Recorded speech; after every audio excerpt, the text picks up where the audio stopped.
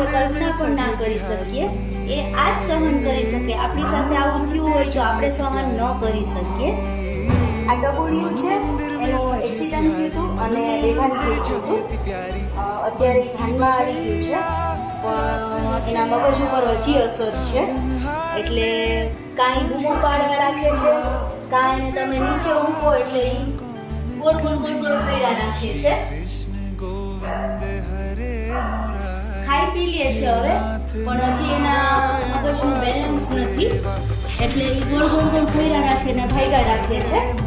એટલે વાહન ચલાવતી વખતે આપણા નાના નાના જીવ છે એનું ખાસ ધ્યાન રાખવું જોઈએ કેમ કે આટલા માસૂમ જીવ છે. એની જે પીડા થાય છે એ કદાચ આપણે કલ્પના પણ ના કરી શકીએ. એ આ જ સહન કરી શકે. આપણી સાથે આવું થયું હોય તો આપણે સહન ન કરી શકીએ. ભગવાનની દયા કે અત્યારે એ ઘણું સ્વસ્થ થઈ ગયું છે અને અમે ઈચ્છીએ કે એ બહુ જલ્દી છે એકદમ સરસ થઈ જાય, અમે એની મા પાસે પાછું મૂકી દઈએ.